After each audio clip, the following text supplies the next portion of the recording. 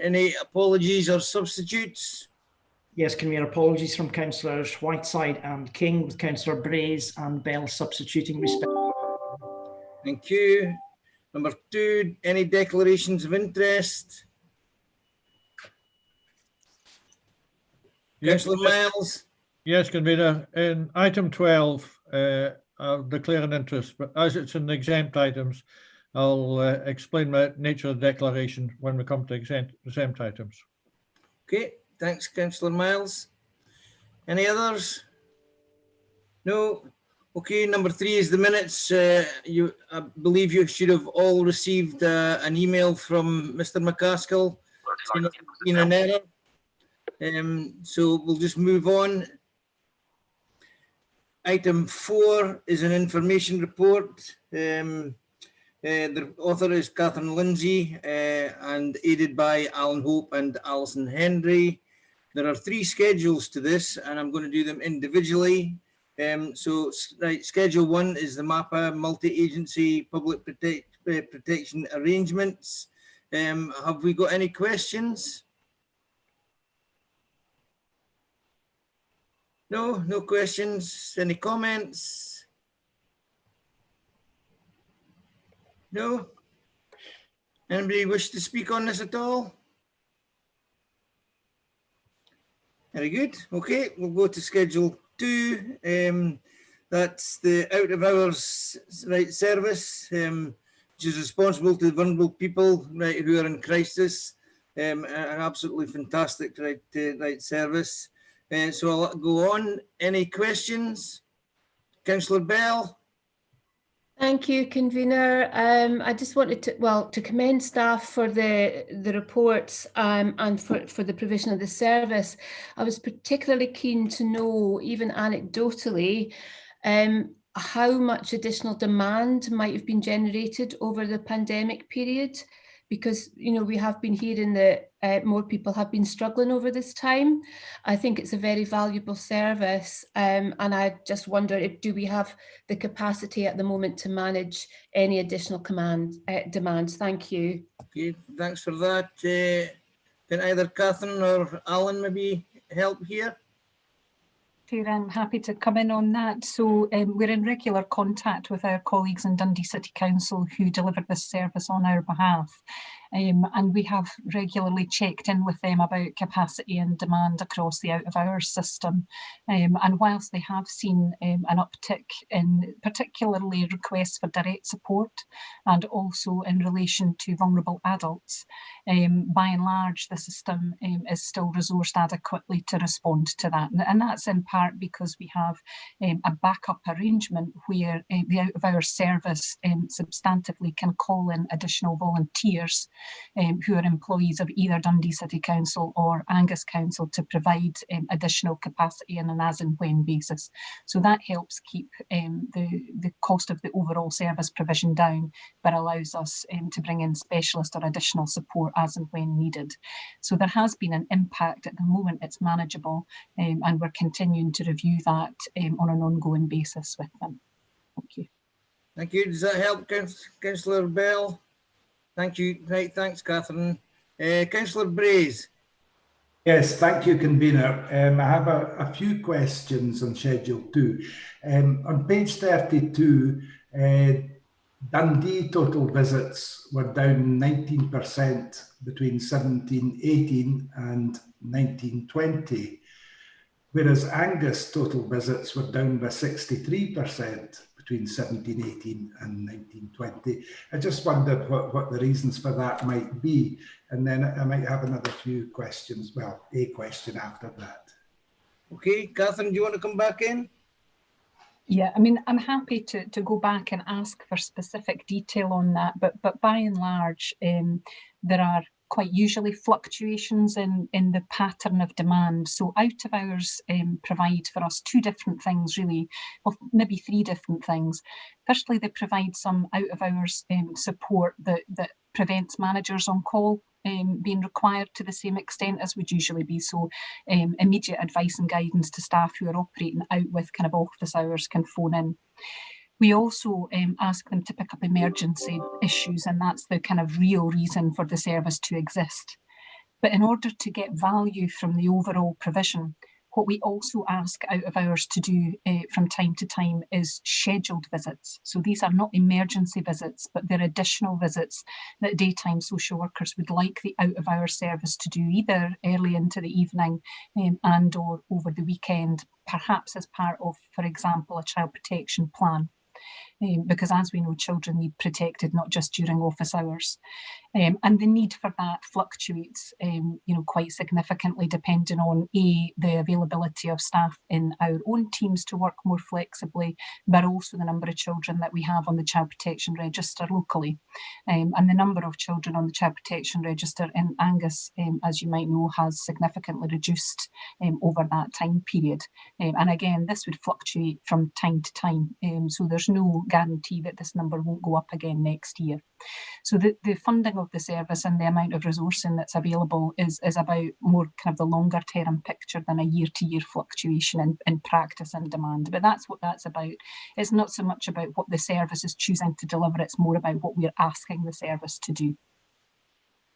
Okay, that's fine. I've got another question, and I do get that the £180,000 that we pay to Dundee Council is cheaper than we could do it ourselves, probably. But I did wonder what it costs Dundee Council to provide the whole service, and it's just when I see how much of the service that they're using compared to what we're using, I just wouldn't like to think that we were, paying over the odds, if you like, compared to Dundee. So, in a previous life, I was the manager of the Dundee and Angus out of hours service and negotiated the contract from both sides, both as a council employee and then latterly as an Angus Council employee. And in fairness to Dundee City Council, the partnership arrangement also allows them to have an enhanced out of hours service provision, because our contribution means that the service can be a more robust service overall. So we benefit from that, and Dundee City Council benefits from that. I'm quite happy to get the detail of the breakdown. I can't remember exactly what the percentage is based on this current iteration of the contract, but what the team that look at this on an ongoing basis do is they look at the usage over a period of years and they average it out to see what the proportion of usage is. And some of that then impacts what it is that we agree to do in terms of the split of costs. But of course, the baseline provision is that we must have an out of hours social work provision, full stop. And so that equally applies in terms of cost and liability to Angus Council and Dundee. So it's not just about the amount of service visit that we draw down, it's also about the fact that we have it at all. And so, that we wouldn't have the proportion of funding split only on the basis of the activity that you see in these charts. There's the 50-50 split, if you like, in terms of what it is the service delivers in terms of our statutory requirements as a social work service that we also need to take into account. But I'm happy, Councillor Brace, to come back to you with a bit more detail on the breakdown, if that's helpful.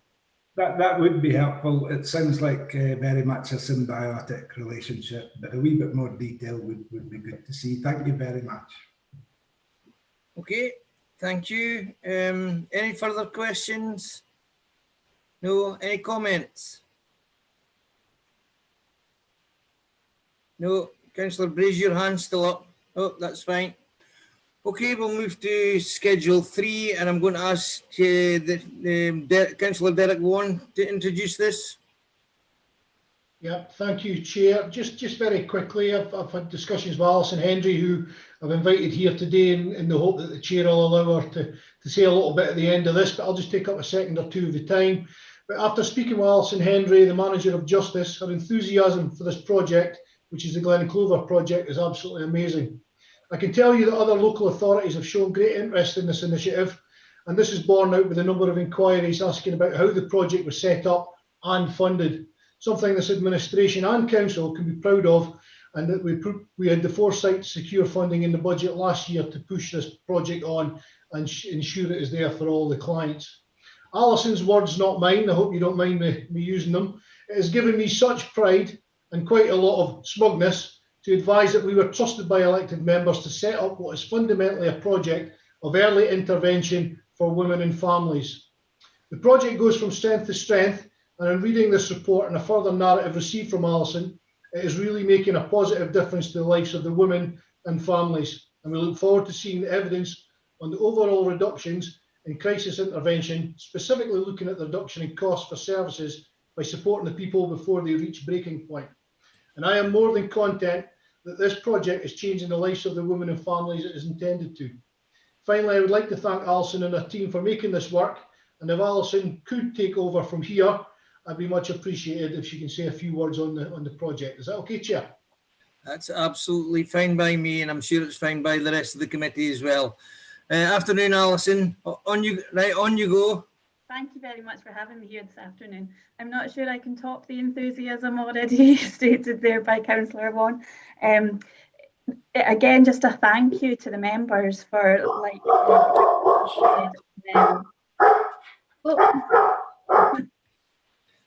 Not my dog. I think the dog likes it too. No, just to thank you all for it. This is an early intervention. It's really difficult to invest in something where we say something's going to happen, but we can't evidence that for quite a period of time. What we have seen very, very quickly is huge engagement by women and families.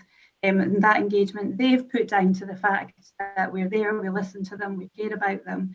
They know that they're important to us, and that has made the difference in them engaging with services or not. I'd say recently with the pandemic, we've had to kind of up our contact with respect to mental health issues. There seems to be a wee gap there, and the women aren't necessarily getting what they need. So it's good timing for us at the moment to be able to be there to support them through that crisis in their life. But yeah, it's going better than I could have anticipated at this point in time, but hopefully very shortly I'll be able to have the evidence to show you how well it's going, and to thank you again for your input with that and your support with it. It's very much appreciated. Thank you, Alison. Yes, and thank you, Alison. Yeah, the work speaks volumes for what you're doing and what your team are doing. So well done for that. Can I just move to questions? Any questions? Councillor Bell.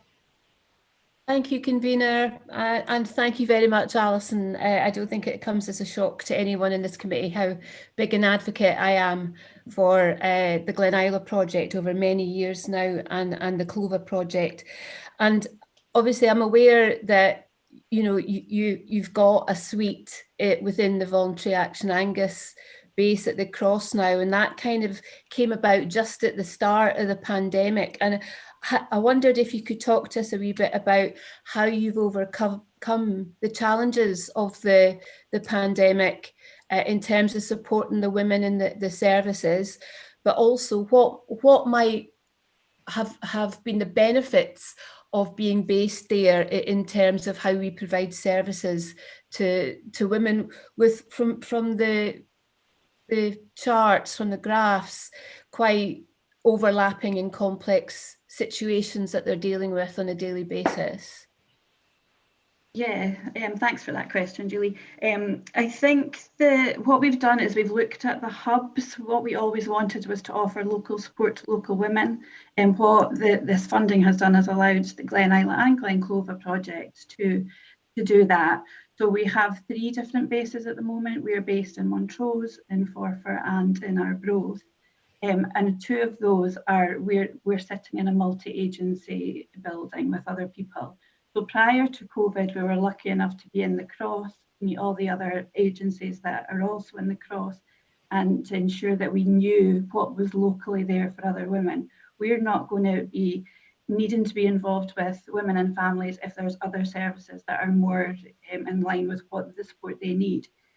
Also in Montrose, we've been given rooms in Mohub as well. And again, it's the same thing. There's other agencies going in there, and other community-based places. So it's just been really good timing for us to be able to kind of make those links with services we weren't necessarily aware of before. COVID hasn't stopped us. People don't stop having issues and stop having problems. We've been really lucky that we've been allowed to use certain buildings safely and taking into account all the PPE kind of guidance and stuff, but we have to be there for our women. They need us at the moment and their children need us. So we've done really well at continuing to keep quite high levels of contact with them as much as we possibly can. And like I say, that's been made possible by third sector really buying into what we offer. Okay, thank you again, Alison. Is that okay, Councillor Bell? Yes, thank you. And also just to think, how resilient the staff are in terms of being able to support the clients, and I know they look out for each other. So well done to Alison and her team. Thank you. Okay, thank you, very Councillor much. Bell. Now we've got Councillor Boyd. Is it a question, Councillor Boyd? You caught me out the other day. Yes, it is. Hold on. Yes, it is. Okay, off you pop.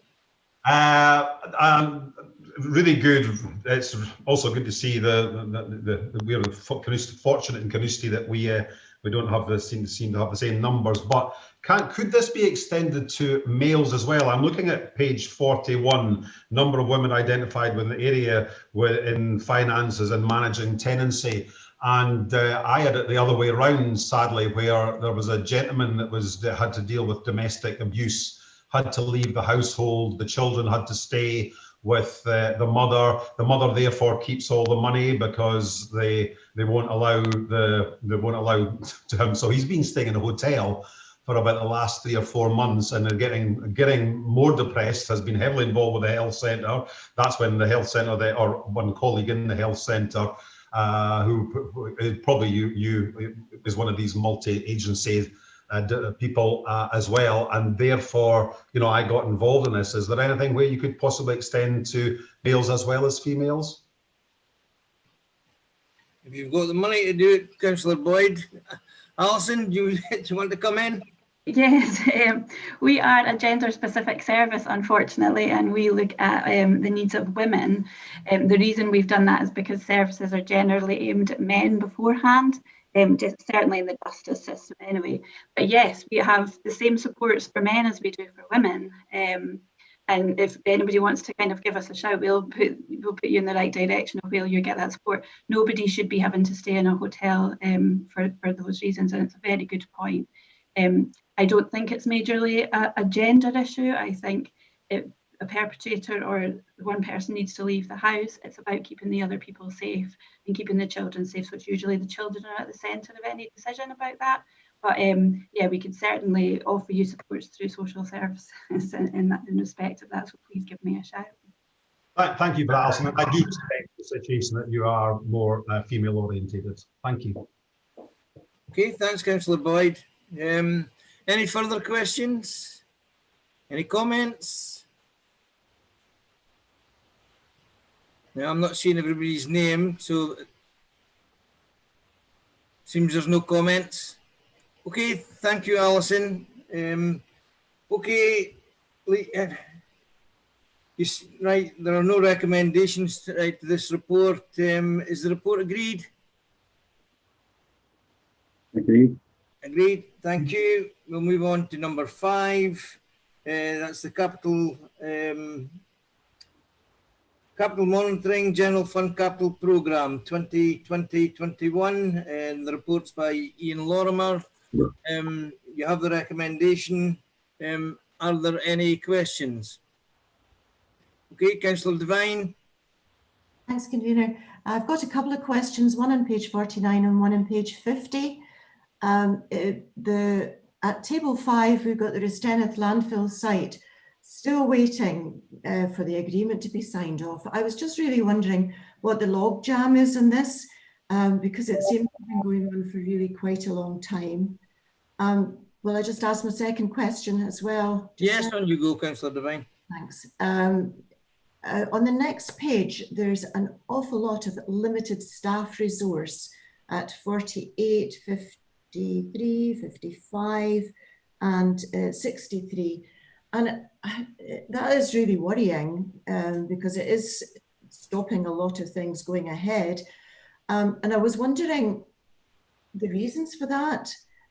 Is it illness? Is it long-term vacancies? And is there a plan? Because I really think we need to be looking at improving this situation for everybody's sake. Thank you. Okay. Officer can help here. Would that be Mr. Ball, Mr. Cochrane? Thank you, Chair. I'm not sure Mr. Ball's on the call, I don't know, but in terms of the projects on page 50, some of that is indeed where we've lost people. Indeed, we've lost people to the early years. So they've left us to go to do training and become early years teachers, which is great.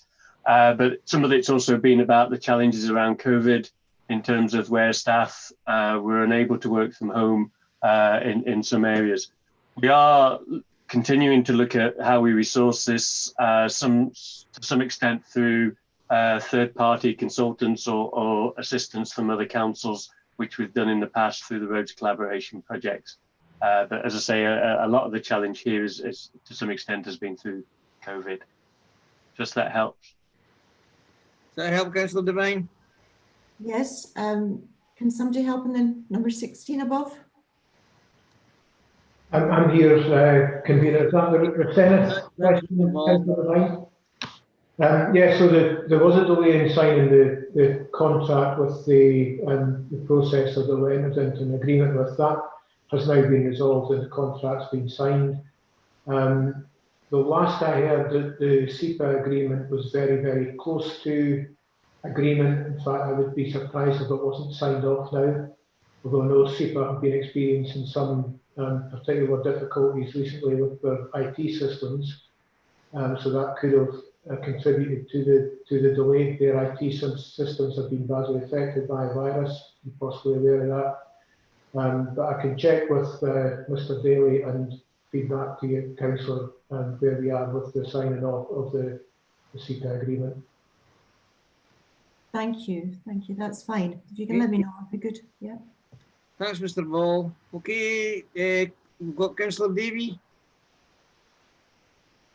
Thank you, Convener. It was one of the ones, as is in the report, it's detailed. There's quite a significant number of delays, which is obviously, to be expected with COVID, but also disappointing. Do we have a sort of an idea over what the length of these delays are? Is it a project which was taking 1 year is now taking 2 years? And do we expect that delay to be ongoing with the new social distancing? Sort of a question on a similar topic, and are the delays that we are experiencing in Angus similar to delays elsewhere in Scotland? Is everyone affected by this? And I suppose a question as well, just to perhaps piggyback on what Councillor Devine has said, is there sort of recognition from the Scottish Government and COSLA of the significant additional time that it's taken officers to deal with COVID? And is there support mechanisms in place to enable us to catch up? And are we confident that we can catch up? A few questions there, apologies in advance. Okay, who would like to help here?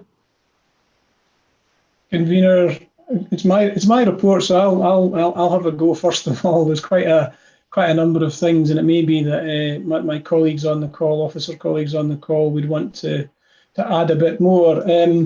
In terms of the length of the delays, I think that is very project specific. It will depend on the individual projects. As you see from the narrative in the report, there's a variety of reasons for some of those delays. Sometimes it's staffing related, sometimes it's because of the disruption caused by the pandemic directly, and other times it's about regulatory delays. So it really does depend on the nature of the project and what those delays are.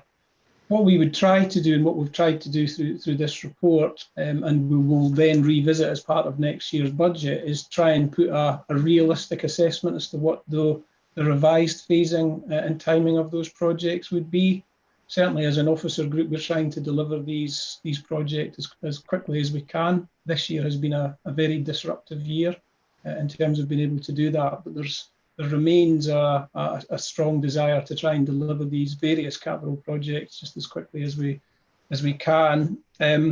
I think Councillor Brady, you'd also asked about the, sorry, Councillor Davey, you'd asked about the position across Scotland. We do know from engagement with other councils that a number of councils are in a similar position.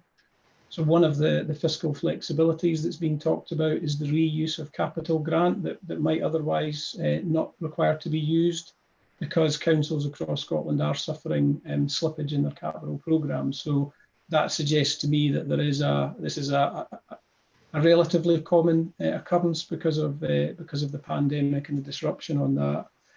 You'd also asked about the recognition of the support to catch up.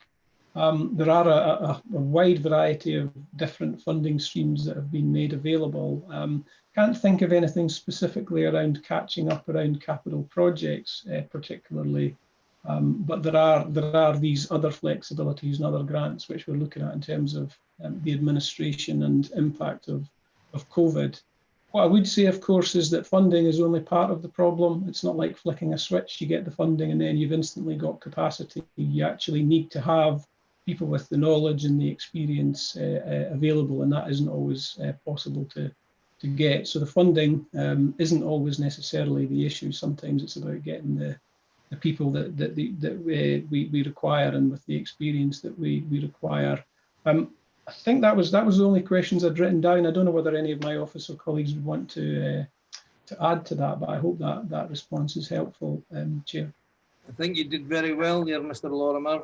Mr. Brady, Councillor Davey, have you got anything else that you? No, that was very useful. Thank you. Very eloquently answered all my questions. Thanks. Lovely, thank you. Okay, we'll move on. Councillor McMillan Douglas.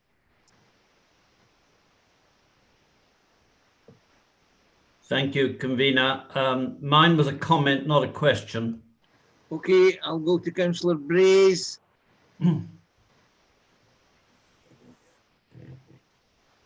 Yes, thank you, convener. My question is on Appendix 1 on page 55 at line 17, Arrott's Mill.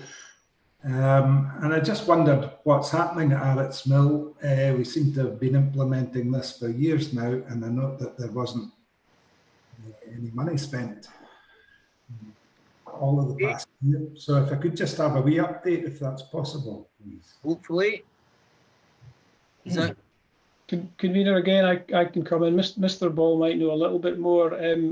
The closure plan on Arrott's Mill runs to a number of years. I think it was around 20 years. So what we've got is a small level of investment over that period. So it's 29,000, I think, for this year, and that just reflects the work that's going. But it depends on the disposal of the material and how that is going. So there's no. It's a long-term closure plan, and that is done on a phased basis, depending on the materials that are to be deposited. But Mr. Ball might have a bit more information on that one than I have. I think you've pretty much covered it, Mr. Lorimer. You're exactly right. It's a long-term closure plan. I think it is 20 years, and it's agreed on an annual basis between the managers within the Waste Management Service and the contractor, exactly what work is going to be carried out each year. Okay. So, thank you. Has a good start been made to it then? Very much so, Councillor Grace. Yeah. I mean, there's been considerable amount of money spent so far, but there's still quite a way to go. So the restoration projects for landfill sites, and we'll find the same at the Steneth. It's a very lengthy project and very heavily regulated as well. Typically, you're looking at a 20-year project to restore a landfill site. But yes, I mean, significant progress has been made, and we are very content with the timescales. Okay, that's fine. Thank you very much. Okay, thank you for that. Is there any further questions? Okay, we'll go to comments. So back to Councillor McMillan Douglas. Thank you, convener. Members of this committee will be well aware that the Capital Project Monitoring Group reviews our objectives and our progress against those objectives on a quarterly basis. and Councillor Salmon, Councillor Duff and myself take a considerable interest in this, being the members of that committee. Yes, there has been under expenditure, and I think that the note itself says that this is a much greater than normal under expenditure, but it's almost entirely due directly or indirectly to COVID-19. Sometimes contractors have not been able to do work on the sites. Sometimes the rearrangement has put extra pressure on the council's administrative staff, and it has been a very difficult thing to manage throughout this year. However, officers have done their utmost to maintain capital expenditure whilst working within the Scottish Government's COVID safety rules, and I commend them for that. I also very much welcome the use of contracted in staff or expertise where this is useful in overcoming any shortages within our own staff at a particular time. The other part of this is the amount that we have done to promote our Angus Economic Recovery Programme. This is extremely important, that we try and maintain jobs in our economy through COVID-19 and in the immediate thereafter. We've particularly been looking for contractors to use local labour, and there has been some success in that. Secondly, we have split projects into smaller parcels to assist our own local smaller companies. The more we can do on this, the more we can try and safeguard local jobs and all the social benefits that these promote. Convener, I just want to thank the officers for the work they have done on this through a very difficult year. Thank you. Thank you, Councillor McMillan Douglas. I'll go to Councillor Boyd. Hello, thank you, Councillor Fairweather. It's a comment on page 50, and I suppose it's directed to Ian Cochrane. I'm noticing the underspends on project numbers 52 and 53, and it would be remiss of me not to say about our comments we've been having from Maniki Community Council about the state of the carriageways, the road repairs, strengthening, reconstruction, etc., etc. So with these under budgets there, I certainly hope you can maybe look for, maybe ensure that this area, with all these photographs that have been sent to you via Maniki Community Council, this is one of the ones that could help first mitigate as much as possible. Thank you. Okay, thank you for that, Councillor Boyd. Councillor Duff.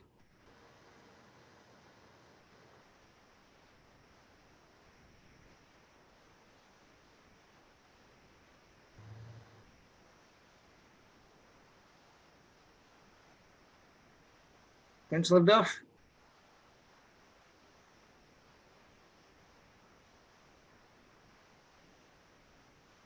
He's on mute.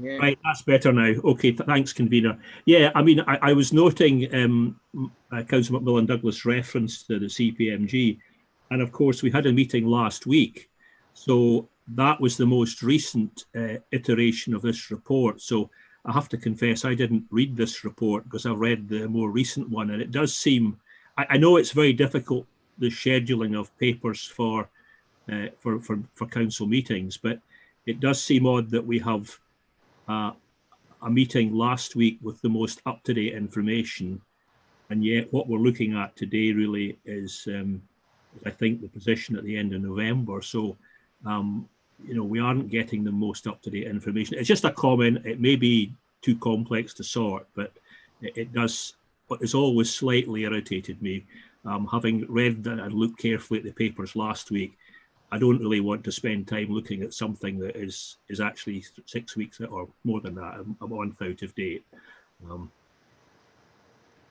Okay, too complex for me. Any further comments? Okay, you've got the recommendation, which is reviews and scrutinises. Is the report agreed? Agreed. Thank you. Okay, we'll go on to number 6. Agenda item 6 is the review Monitoring 2020-21 and renewal and repair fund position 2020-21. The reports by Ian Lorimer. You've got the recommendations. Are there any comment? No. Questions? Beg your pardon. Is it a question, Councillor Devine?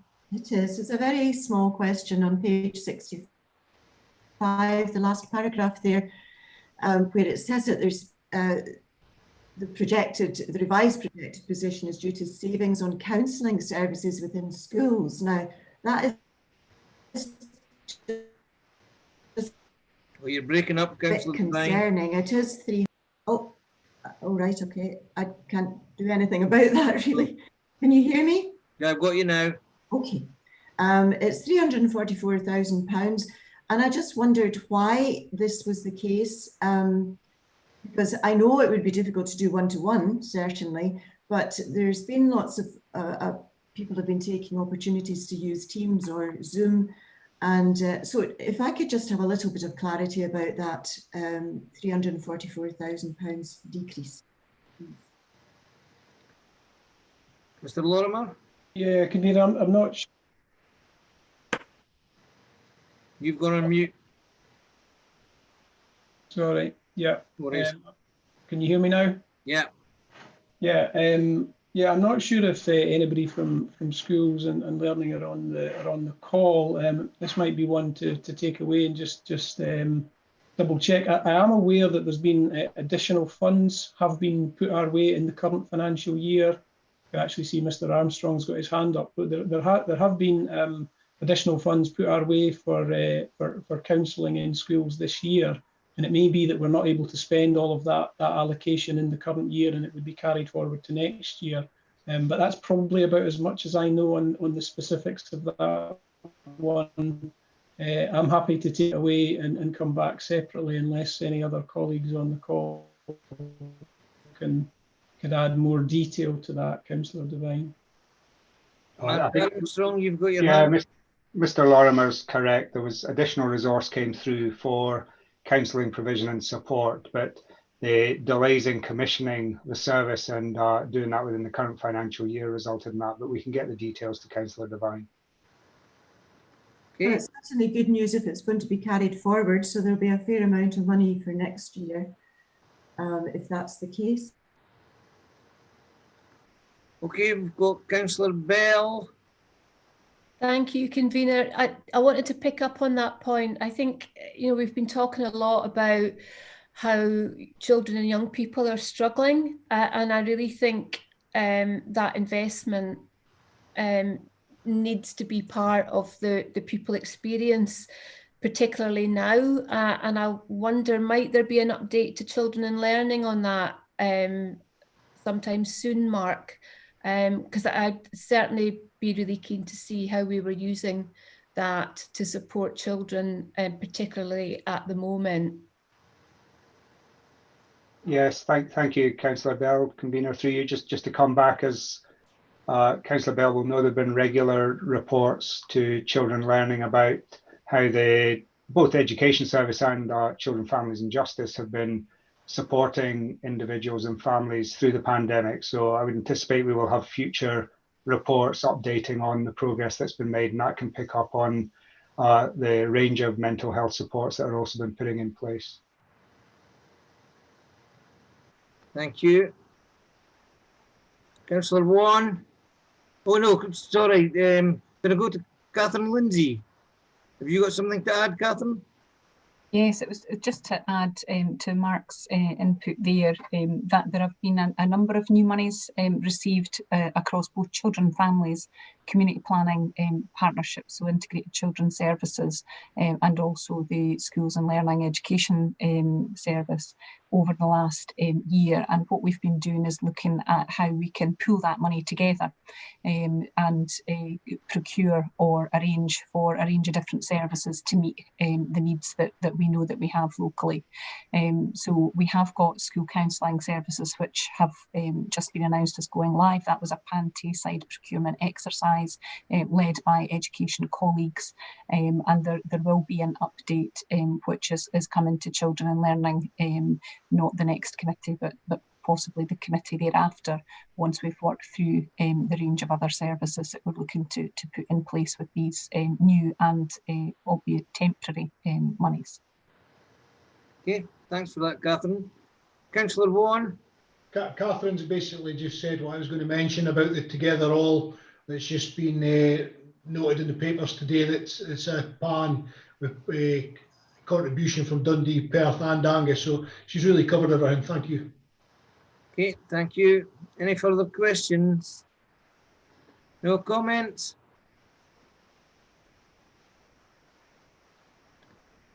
No. Okay, you've got the recommendations. 1, review and scrutinise. 2 is to note. 3 is to approve. And 4 is to agree. Is the report agreed? Agreed. Thank you. Okay, we'll go to item 7, which is the common good funds. Can I just say before we start, I've had Councillor Lois Speed had sent me an email, and she has raised the matter regarding changes places toilets. Can I just say I commend her for raising this important matter, and I'm quite sure that all the members support this objective going forward. If you just hang on till I get to the page.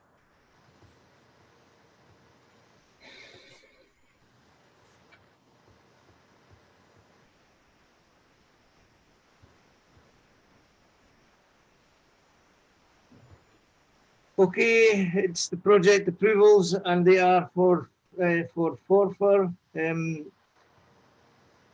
Project one is the pitch at Station Park. It's been agreed by 3 ward members. 1 ward member declared an interest, and the second project is toilet provision for Loch, and that was agreed by all 4 ward members. Have we got any comments from the Forfar members? Councillor McLaren, did you want to? Right, I've got. Yes. Councillor McLaren. Thank you, convener. Yes, I'm very supportive of both these applications. They would be a great benefit to the community of Forfar and Angus. And regarding the provision of toilets at Forfar Loch side, in my opinion, this is long overdue and would be very much appreciated by all who use the park for recreation purposes. In view of Councillor Speed's request, if the funding is available, I would certainly support a changing places facility. Thank you. Thank you, Councillor McLaren. Go to Councillor Laurie. Albeit he's not a Forfar member, I must admit. But I'm happy to wait until the other Forfar members have spoken, convener. No, just you're on now, Councillor Laurie. On you go. Well, you know, these are certainly worthy projects, and I am minded to support the wishes of the Forfar members. After ongoing discussions with Councillor Speed, I did just want to raise my own concerns about the lack of inclusion of a changing places facility in the proposed toilet provision. It is an important matter of human rights that everyone has equal access to toilet facilities, and by failing to include a changing places facility, we are failing to foster an Angus that's accessible to its residents and its visitors. I know Councillor Speed's campaigned tirelessly on this, and I know that we've managed to include one in the Freecombe hub. So I just don't think that I can support this unless there are guarantees that a changing places facility will be included in the plans, and these issues of accessibility are taken into account. Okay, we'll note your comments. We'll go to Councillor Devine. Thanks, convener. Yeah, I'd like to address that. Councillor Speed did telephone me about this, and I explained to her that while we would love to have done this, these are going to be public toilets, which is not like it is in the Freak Hub. We have had a lot of vandalism down around the loch, and when we put in portaloos, I mean, they lasted 24 hours before they were on their backs. They lasted, what, another week or 2 before they were torched. So the toilets we're going to have here will have to be very sturdy toilets. And I think if it had been possible to put a changing places inside a toilet inside the Ranger Centre, that would have been much safer. But it's really not going to be possible to do this. I'm very sorry, but like Councillor McLaren, I'm delighted that these have come forward. We really need them before the summer. In fact, need them as soon as possible. Thank you. Thanks, Councillor Devine. Councillor Davey. Thank you. I suppose to echo Councillor Devine's response on changing Places toilet, the proposals overall in the Forfar Common Good Fund are really welcome with the new pitch, but I suppose addressing the toilets, unfortunately, due to just the sheer amount of vandalism, it's just not possible. If we hadn't experienced this, it might have been something that was more feasible, but we had to look into these to make sure that they were vandal proof. The toilets have been an ongoing issue, especially it's especially welcome as we're trying to encourage people to exercise locally and stay locally and make use of their local areas.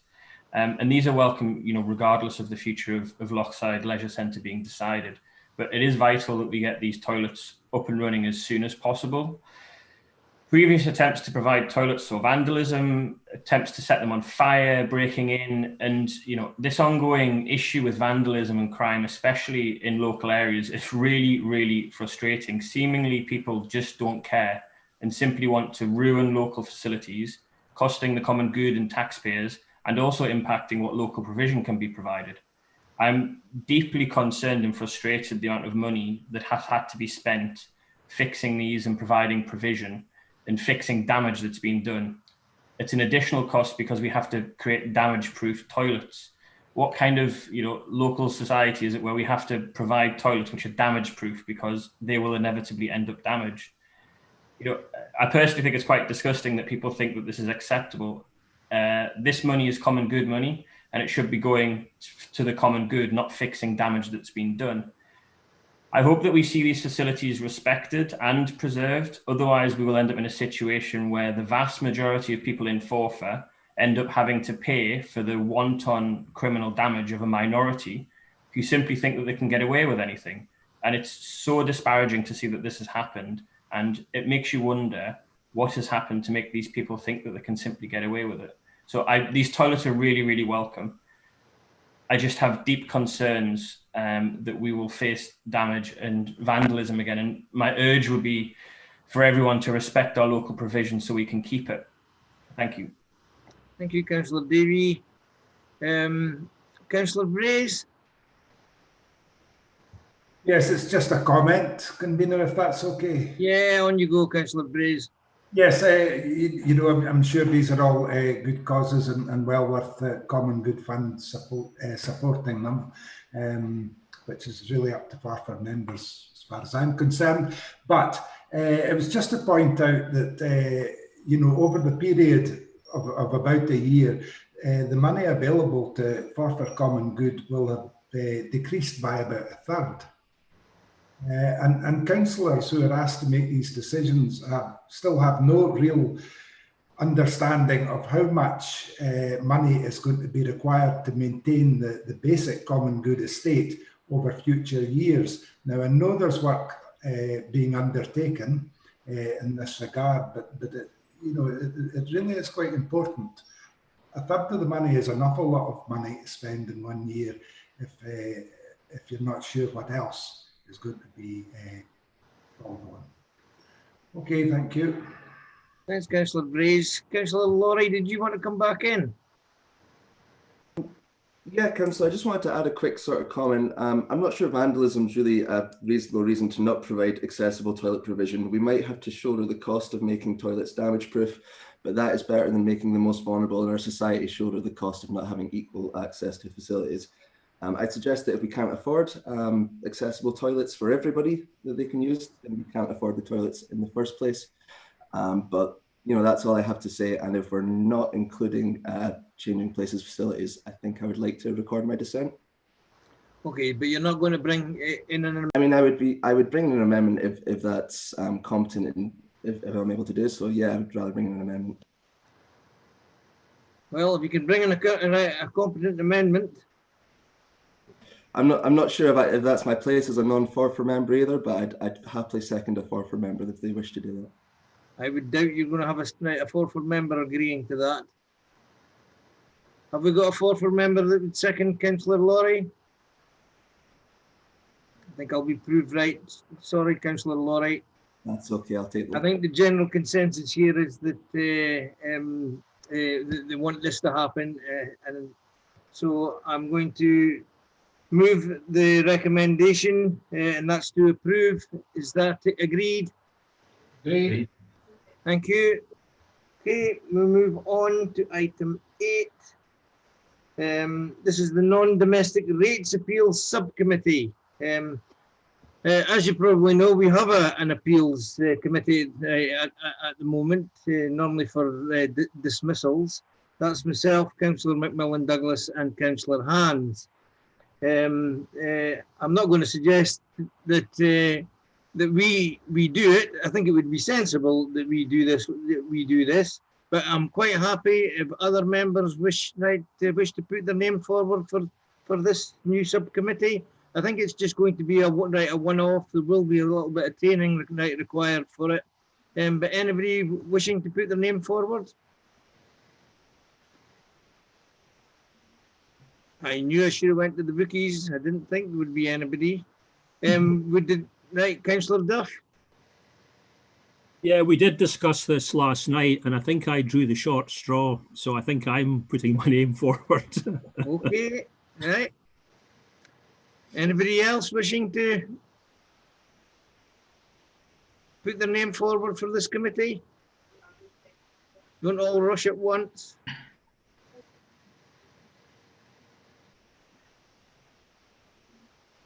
Well, it leaves us in a bit of a problem, I think, Councillor Duff, because it would mean, well, I would be quite happy to go on it. Councillor Macmillan Douglas and Councillor Hands, what's your thoughts? I'm quite happy to go on it, convener. Okay, Councillor Hands, do you want to just remain as the committee, the appeals committee, or do you want to ask Councillor Duff to take over for this one? I don't see how the two are connected personally. I'm quite happy for the dismissal appeals, but not that one. I think Councillor Duff, with his finance hat, would be better served on it than I would be. Okay, that's fine. Thank you for that, Councillor Hands. Okay, Councillor Duff, if you're happy to go on that. You did draw the short straw. I didn't say I was happy. I don't think I'm happy, but Councillor Duff, we've got to. Do you want the chair to remain the same, myself and Councillor Macmillan Douglas, or do you wish to take the chair? Quite happy for you to do so. You're on mute, Bill. Yeah, I'm quite happy if you're on the chair, convener. Okay, Councillor Macmillan Douglas, you happy to be vice chair for that? I'm ecstatic, convener. Delighted. Okay, is that agreed? So the committee will be myself, Councillor Macmillan Douglas, and Councillor Bill Duff. Agreed. Okay, thank you. The next one is exclusion of public and press. Do we agree that? Yeah. Agreed. Okay. Chair. Yeah. I thought I had my hand up. It's just in terms of approving. Yes, Chair. I do note that the committee have agreed to exclude the public and press for the consideration of the remaining items, but just to draw members' attention in relation to item 12, that exempt paragraph 6, information relating to the financial or business affairs of any particular person other than the council, other than the authority, is also applicable if members were in agreement to that, and that would be recorded in the minute, Chair. Okay, we happy? Yeah, agreed. That's agreed, Mr. McCaskill. Now, are we going out and coming back in for this one? Yeah, there is a link to members and the officers to go into a Teams link for the remainder of the meeting. Okay, see you all shortly.